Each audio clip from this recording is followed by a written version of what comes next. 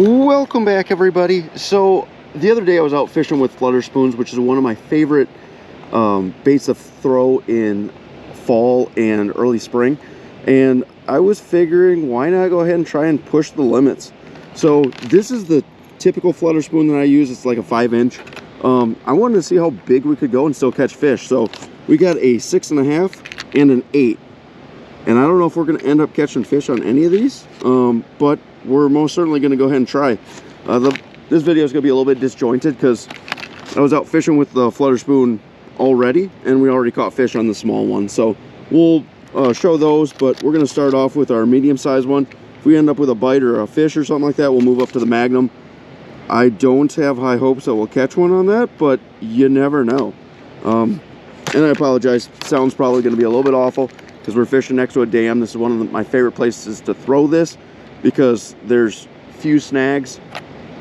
When you're throwing out a Flutter Spoon, I don't really like throwing it where I don't know if there's snags or not, because chucking a $20 lure into a tree is not very much fun. So let's start off with the big Larry 6.5, see if we can't get a couple fish. Let's get after it. All right, we only had the 2 bites on the A-rig, so we'll see if they want something a little bit bigger. I love throwing a Flutter Spoon. It's super simple. We don't have any big ledges or anything out here, but basically just throwing it out there, letting it fall to the bottom, ripping it up a foot to 3 feet, something like that, and then just letting her flutter down and wait for a tick, basically.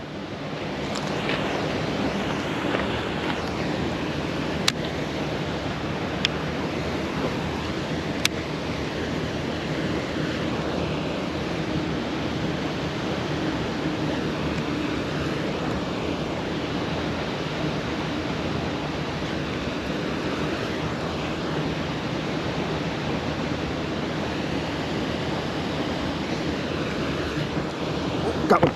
Oh, jeez. That's a pike. That's a pike. I thought I felt it, but that's definitely a pike. There's no way that's a bass.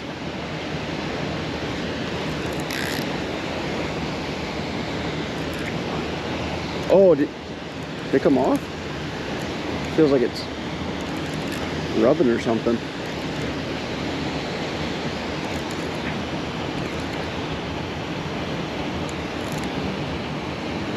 I don't know what it's doing. That's strange. What is this?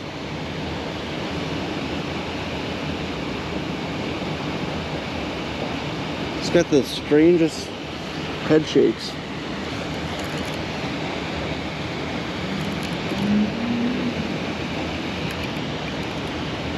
Did I foul something maybe? I might have fouled something. That would make sense if I got in the tail or something like that. Whatever it is, it's decent. See if we can at least see it before we lose it.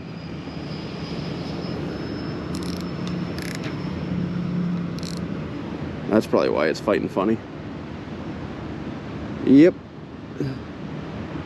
He definitely ticked it, but we got him in the side. That's what happened. Oh no. He's stuck. He's stuck on the side of the ledge. There he is. That's a good fish, though. Let's get him. Oh, he got stuck again. No! Stop it, buddy.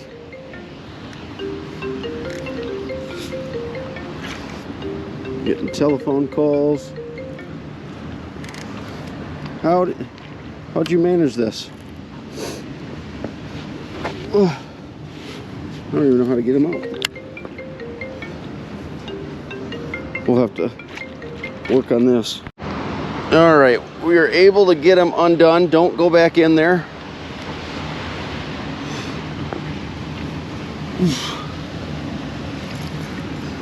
First cast with the Flutter Spoon. That's obviously not what we were shooting for, but that's our first cast with the Flutter Spoon. Not how we're supposed to catch them, but see if we can't get one more normally. That does happen with flutter spoons, to where they just, a fish will try and get it or slap at it and won't, and then you're setting the hook and you kind of accidentally set the hook into the side of them or the top of the mouth or something like that. Not intentional by any means, but it does happen. First cast with the flutter spoon. Let's see if we can't get some more. That was a good one. Wish we would have hooked it in the mouth, but all right, got one on the first cast. Can we get one on the second cast? Hopefully in the mouth.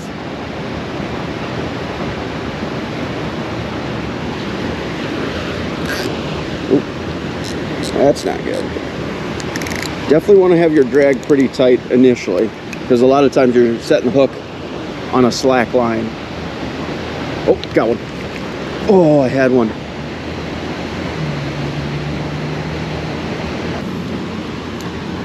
So again, basically what I do, cast her out there, and I know there's a little bit of a drop out here, but cast it out there, let it sink to the bottom. It's fluttering the whole way it's going down. And then again, you do want a tight line because you're gonna get a bite when it's slack line, but basically just ripping up. Again, this is probably about 2 to 3 feet. It's coming off the bottom. And then you just follow it down with your rod tip and you'll feel it flutter. And then all of a sudden you'll just have a tick or something. Usually the bites aren't insane, but you'll feel a tick or something different. Because you can usually feel it as long as you know what's on the bottom. Like this is going to be sand, mud. It's going to be like a relatively soft, like the tick will definitely be something much more firm. Almost kind of like you're hitting a rock, but a little bit more.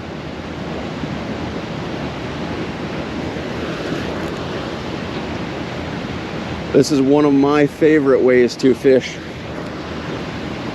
in late fall, or just in fall in general, and early spring, because they will absolutely light this up, and it just imitates a dying bait fish really well. And you can throw a pretty big size one. This isn't like real big. I think it's only like a 5-inch, but you can go much bigger if you've got bigger fish in your lake, bigger forage.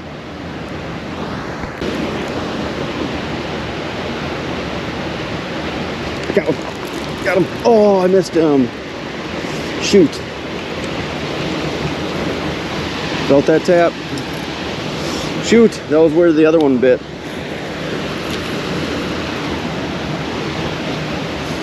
And with flutter rigs, obviously the bait's coming down in all sorts of different directions. You're not always going to get a phenomenal hook set on them.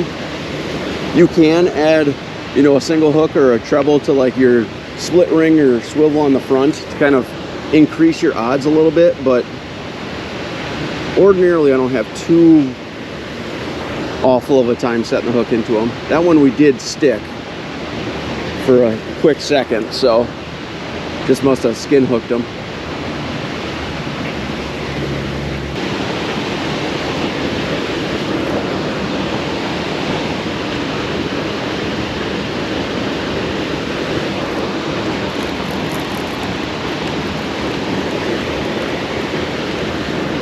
Well, look at that. That doesn't happen very often. What is that, Crush City? Bronco? I don't know what that is. But that is what it looks like when you have a plastic that's underwater for months, maybe years. I have no idea. It's as big as my spoon. That's crazy.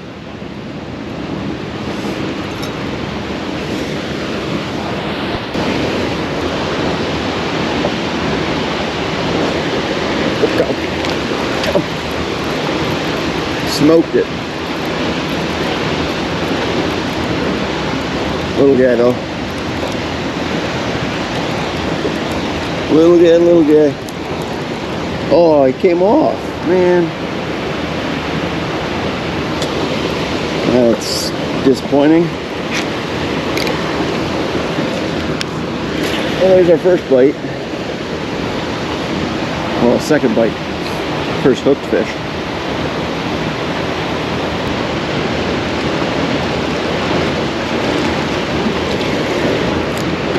Oh, go.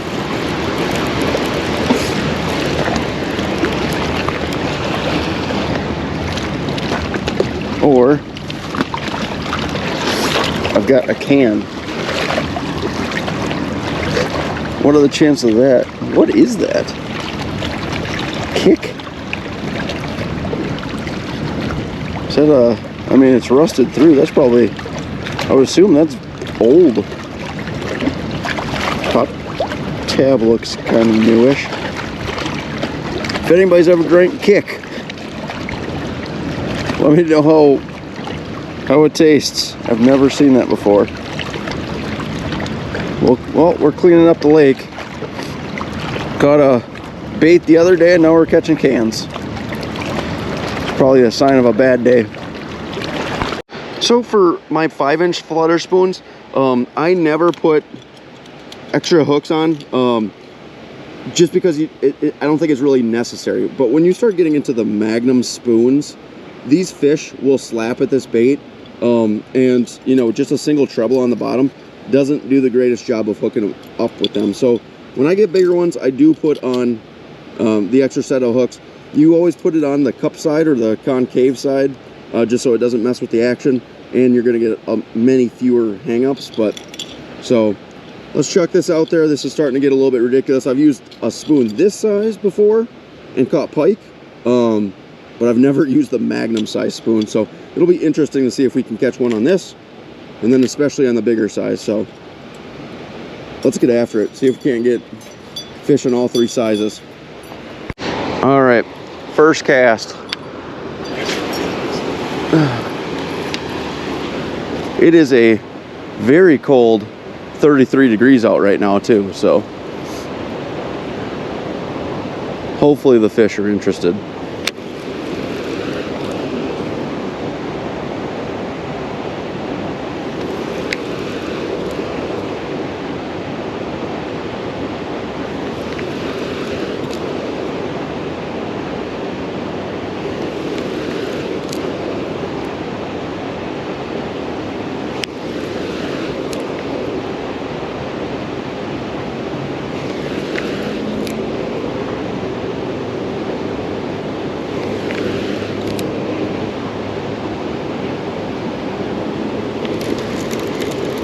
All right, nothing on the first one.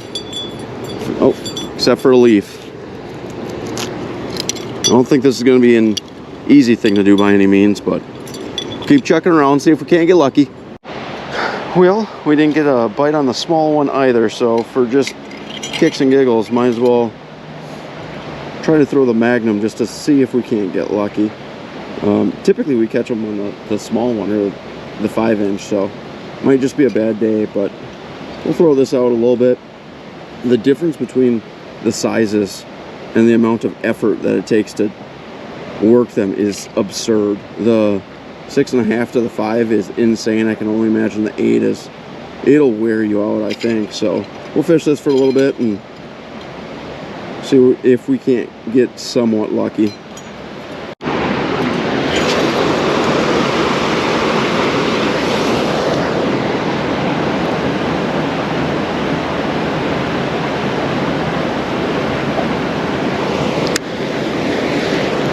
Oh my.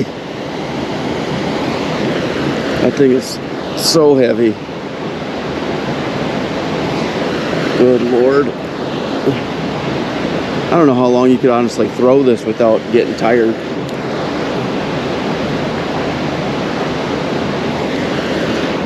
Oh.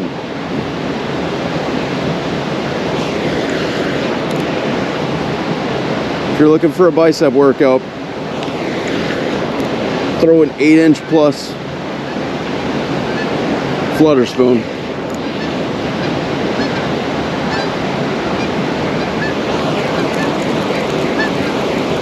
Good Lord. Well, that's it for today.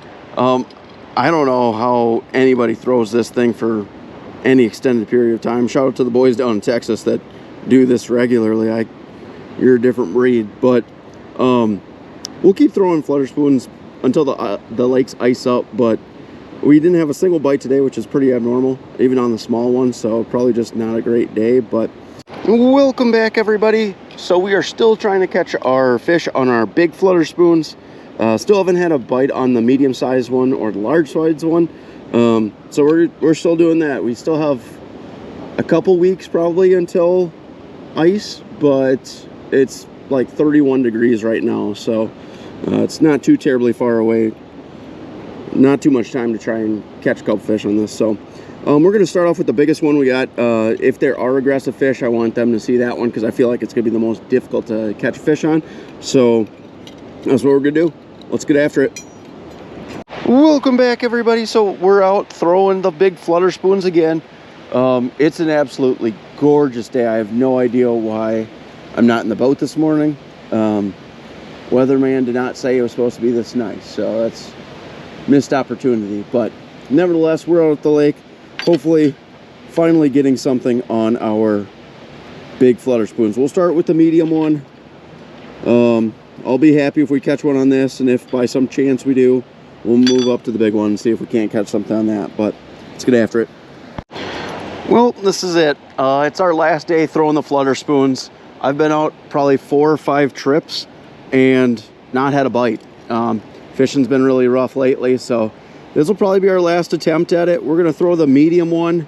We've obviously caught some on the small one.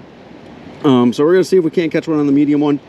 And if not, I'll just go ahead and say we failed miserably as far as this little challenge goes. I assume some of it has to do with the colder weather and whatnot, so maybe we'll try this again in spring, or late spring or early summer or something like that. But we'll try one more time and see what we can do. All right, we threw the big spoon or the medium spoon, we threw the small spoon, we still didn't have a bite. I just assume it's not the greatest. On top of it just being cold and fish probably aren't eating bait quite that big, that was probably a bit of a stretch, but in summer I'm sure it's probably possible. Those big spoons, they fall so much quicker than the 5-inch, so I don't think we're fishing in enough depth for it to really be super effective to begin with. The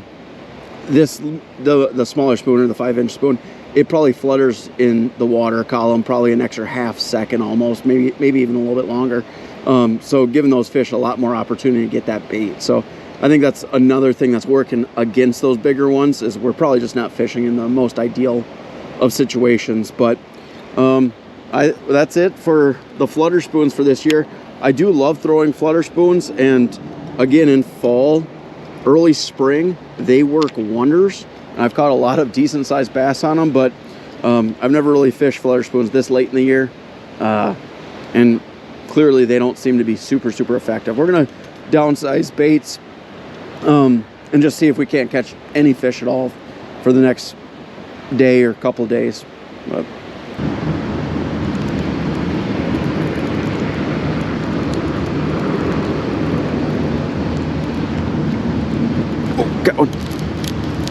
that's not a bad one. A pike or a bass? Thinking a bass.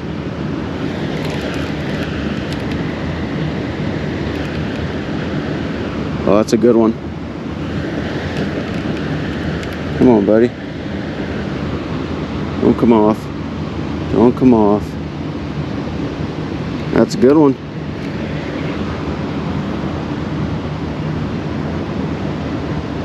Cold weather, clear water too. That's a good one.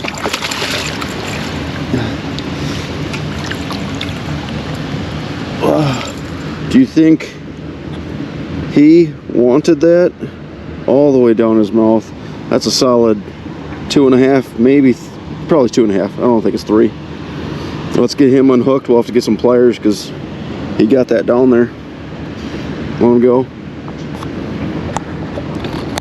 Get her unhooked. Let her go. That's a good one to start the day.